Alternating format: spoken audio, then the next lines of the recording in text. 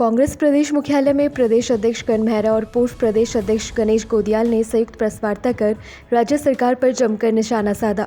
दोनों नेताओं ने कई अहम मुद्दों पर सवाल खड़े किए और बीजेपी सरकार को घेरते हुए गंभीर आरोप लगाए। कांग्रेस नेताओं ने पत्रकार राजीव प्रताप की सिंधिगत मृत्यु पर गहरी चिंता व्यक्त की। करण मेहरा ने कहा कि राजीव प्रताप ने कई भ्रष्टाचार मामलों का खुलासा किया था और उनकी मृत्यु की निष्पक्ष जांच होनी चाहिए। करण मेहरा ने आरोप लगाया कि जब से उत्तराखंड में बीजेपी की सरकार आई है तब से राज्य में बाहर के ठेकेदारों की बाढ़ आ गई है। स्थानीय युवाओं और ठेकेदारों को दरकिनार कर बाहरी लोगों को लाभ पहुंचाया जा रहा है। उधर प्रेस वार्ता में पूर्व प्रदेश अध्यक्ष गणेश गोदियाल ने कैबिनेट मंत्री धन सिंह रावत पर सीधा हमला बोला। उन्होंने कहा कि धन सिंह रावत ने नौकरियां बेचने का काम किया है। सहकारिता और स्वास्थ्य विभाग में हुई भर्तियों में भारी भ्रष्टाचार हुआ है। इन मामलों की सीबीआई जांच कराई जानी चाहिए। गणेश गोदियाल ने यह भी आरोप लगाया कि शिक्षा विभाग में प्रिंसिपल के पद तक बेचे गए हैं। उन्होंने कहा कि सरकार को चाहिए कि इन सभी भर्तियों की जांच पारदर्शी तरीके से हो ताकि सच्चाई सामने आ सके। देखिए, मैं पूरे प्रपत्रों के साथ यहाँ उपस्थित हूँ। इसमें माननीय अजय भट्ट जी का पत्र जो मंडी परिषद के कार्य की गुणवत्ता के विरोध में है वो भी है। इसमें वेन फाइंडर की जो एक्चुअल कॉस्ट है वो भी है और कितने में खरीद भी है। 5,81,00,000 के आसपास की मशीनें खरीद ली गई 5.5 लाख के हिसाब से, वो भी है। MRI मशीन्स का दुरुपयोग भी है और CT स्कैन मशीनें खरीद के 1.5 साल से पड़ी हैं, इंस्टॉल नहीं हो पाई, वो भी है। बद्रीनाथ और केदारनाथ में करीब 9.5 करोड़ की सामग्री खरीद के डंप करी गई है और उसको 2 साल से ज़्यादा हो गया, किसी का कोई अब जिम्मेदारी उसमें नहीं बनती किसी कंपनी की, वो है। तो ये कुल मिला के केवल स्वास्थ्य विभाग का आज हमने चिट्टा खोला है।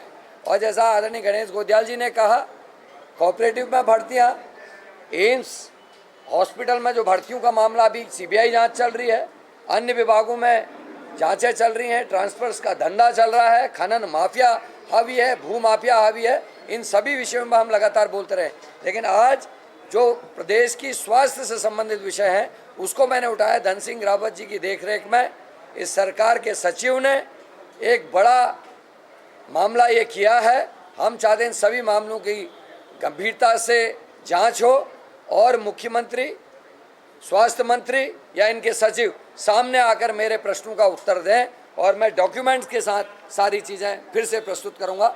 अगली प्रेस दोबारा मैं स्वास्थ्य विभाग को लेकर करूंगा और जल्दी 10 से 12 दिन के अंदर एक बड़ा और खुलासा हम करने जा रहे हैं। मैं देखिए बहुत स्पष्ट है कि 2020 के कोविड पीरियड में नोएडा में जो भर्तियां आयोजित की गई, परीक्षाएं आयोजित की गई, जिस समय स्कूटर निकालने की परमिशन नहीं थी उस समय वहाँ कौन गया? और बड़ी संख्या में वो भर्तियाँ निकली, वहाँ कौन गया? हमारे प्रदेश में क्यों नहीं वो भर्तियाँ आयोजित की गई सहकारिता विभाग की? दूसरा, मैंने ये कहा कि भारतीय जनता पार्टी के विधायकों ने लिखित रूप में मुख्यमंत्री को, उस समय के मुख्यमंत्री को ये कहा कि 20-20 लाख में नौकरियां बेची जा रही हैं। दूसरा, मैंने ट्रांसफ़र का प्रमाण अभी आपके सामने दिया कि ट्रांसफ़र के 2 आधार हैं। या तो बीजेपी में आओ तब सही जगह पे आपको पोस्टिंग मिल जाएगी, अन्यथा आपका ट्रांसफ़र इस तरह कर दिया जाएगा कि आपका परिवार डिस्टर्ब हो जाए। या फिर दूसरा आधार है कि पहले ट्रांसफ़र कर दो किसी का, उसके बाद घर में जो डेस्क बैठी है वो डेस्क फैसला करेगी कि कौन कितना दे रहा है, उसके हिसाब से उसको नज़दीक और दूर का स्थान तय किया जाए। तो ये गंभीर आरोप है, सरकार इसकी जांच करा ले। हमने गलत बोला है तो हम पर कार्रवाई करे, क्या दिक्कत है? कार्रवाई करने हिम्मत अगर है सरकार में तो करे ना, कार्रवाई करे।